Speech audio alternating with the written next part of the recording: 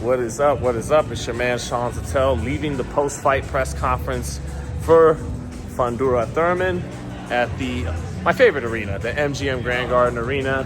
And let's walk through the casino and get to my thoughts. So before tonight, I think if you would have told people that Fundora knocked Keith Thurman out or stopped him in 6 rounds, shout out to Thurman, he gets stopped on his feet. A lot of heart as always. But you would have said, okay, well, he handled his business. Some of us were giving Thurman a chance, but basically everybody was, for the most part, picking Fundora. And I think if you stopped him in 6 rounds, people said, well, that's cool, but you did what you were supposed to do. And he did do what he was supposed to do. But what I'm getting at is I think Fundora's performance exceeded expectations because hearing other media, seeing the reaction online, hearing fighters talk to me after the fight, now people are thinking he really might be the best 154-pounder in the division. And I think the consensus was heading into this that Virgil Ortiz and Ennis would be favorites over him. And now I think that's why that fight was pegged as the best fight in the 154-pound division. But now I think it's fair to say that those are really like 50-50 type matchups. And he would be definitely a favorite over Xander Zayas. But those are the top 4 in the division. And now people are convinced that Fundora might really be the best fighter in the division. So let's get into the fight. No version of Keith Thurman would have beaten this version of Sebastian Fundora. Sebastian Fundora has gradually gotten better ever since the Mendoza knockout, fight to fight. And those gradual improvements over the last, 4 fights now, have added up to a significant margin now where he's a much better fighter than he ever was before. Well, 1 second. All right, back where I was. So, yeah, sometimes you got to make a pit stop, talk to some people in the business. But anyways, back to Sebastian Fundora. Yeah, those last 4 fights have produced these gradual incremental improvements to where now I think he's really good. And I thought he was quality after the Tim Zun rematch, but he's really good. Thurman is not really a real 154-pounder. He's only got 2 knockouts in the last 11 years, but he provided almost no resistance. He landed a couple of big shots, 2 or 3 big shots throughout the fight, and didn't do anything to hurt Fundora.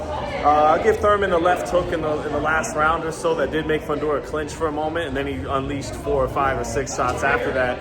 But Fundora is sharper than ever now, and he places his shots very well. His sweeping left hand was beautiful. He jabbed incessantly, nonstop, but was patient behind it. And he would sweep the left hand to the body, sweep it to the chest, sweep it up top. He hit Keith Thurman with the first straight left hand he threw in the first 10 seconds of the fight, and it kind of reminded me of him dropping Tim Zhu in the rematch with the straight left hand. And it was kind of like, yeah, this is going to be a long night. And it was, kind of, because it was only 6 rounds. But yeah, he's much better now, and I think we look at it now as more of a 50-50 fight with the Boots and the Ortiz fights. And just defensively, he kept it a lot tighter now. I even noticed in the Zhu rematch a lot of time when he punches, his hands come back to his chest, his hands would come back to his waist. The opposite hand that he's throwing with isn't really home defensively, but he was a lot more defensively sound in that regard tonight. The hands placement was much better on defense. And I like the get back king stuff. Anytime Thurman would land a shot, he would come back with 4 or 5 or 6 more, like a Benavidez, like a Eric Morales, like a Emmanuel Navarrete, guys that are get back kings. They return fire and try to you hit me with 1 and I'm coming back with 4 or 5 or 6 right away. And they get mean when you land a good shot. They want to send a message with their return fire. So on to what's next. Well, he might be going on a PBC fighter retirement tour. So, because I asked after the fight about unification with the winner of a potential Boots and Zayas fight, and I asked about fighting Virgil Ortiz. Samson Lukowitz, his promoter, grabs the mic and says, why even consider Ortiz right now when he's in legal troubles with Oscar De La Hoya?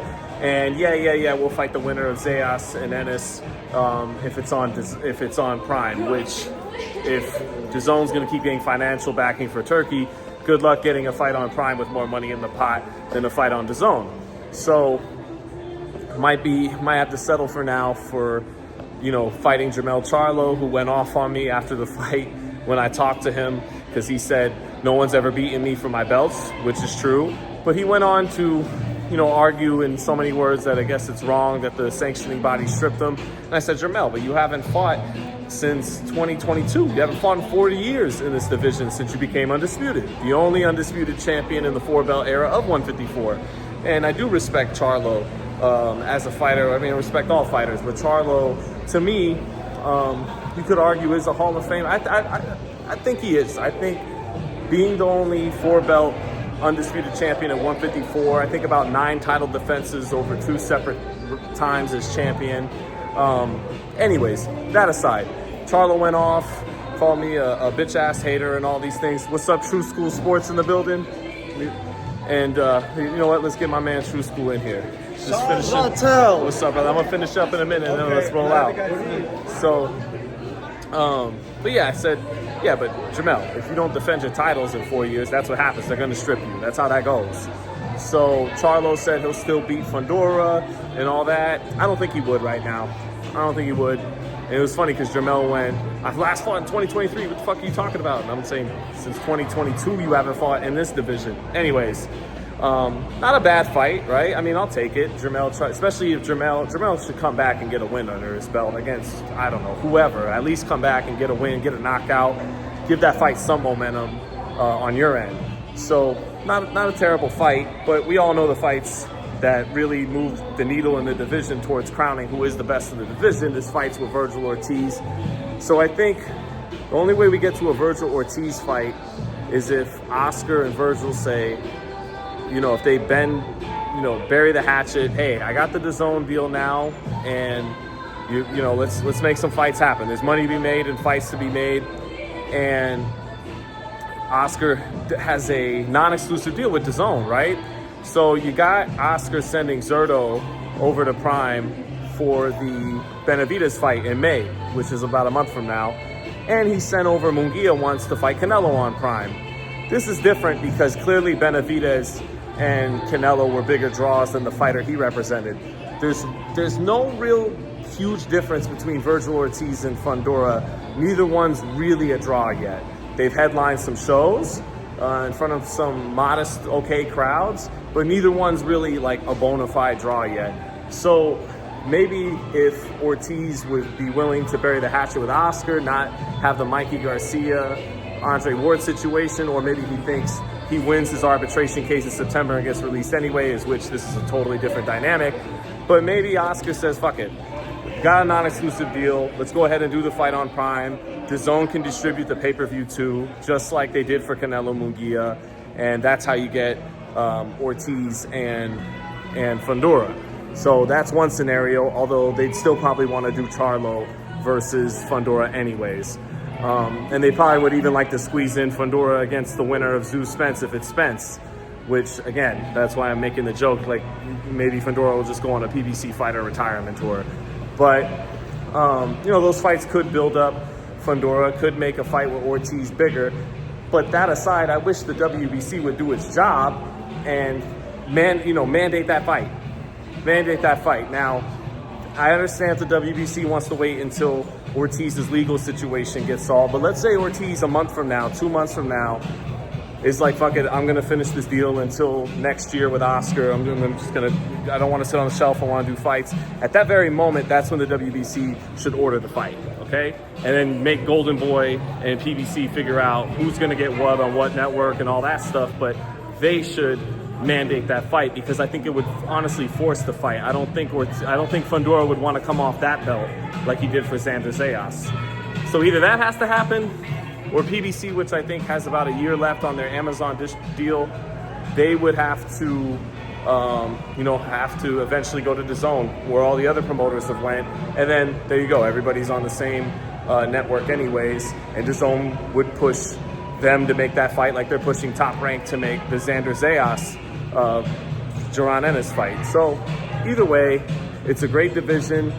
I gotta give a lot of props to Fundora. We know he can fight on the outside. He's better than ever we know he can fight on the inside. He's better than ever on the outside. I think he's punching sharper and with better placement than ever. I think he gives less free shots than ever. The way he made Thurman whiff on a few jump-in shots. You gotta see him fight prime guys that are at their best, that can match his offer. That's why him and Ortiz is a great fight. That has a great Mexican war written all over it, and we need to see it, man. But in the meantime, realistically, might have to see a Charlo fight. It's not the end of the world. That's a decent fight in and of itself. Got to get Ortiz's situation straightened out. But Fundora, I give him a lot of props, man. Those little gradual improvements have added up. He's very fun to watch, and you know, he's a warrior. So from the MGM Grand, that's it. I'll lock it in with Raheem tomorrow. We'll expand on everything. But I enjoyed the fight tonight. I enjoyed Fundora's performance. And as an aside to Keith Thurman, Keith, this might have been the last time we see Keith Thurman, or the last time we see him in a fight of this significance. So, and he's, I wish more fighters had Keith Thurman's charisma and personality. You know, I picked Fundora to stop him, but so I never was fully convinced by his pre-fight talk, but I thoroughly enjoyed it, and he's just a cool guy, genuinely cool person. And a lot of fighters now aren't as likable as Keith Thurman. You know he's likable when people still like him after he kind of didn't deliver the fights in his prime after he beat Danny Garcia that people wanted to see against Spence and Crawford. But shout out to Keith Thurman, man. Really cool guy to deal with. And if this is the last time we see him, or the last time we see him on his stage, you know, I'm grateful to have covered him. Very cool person.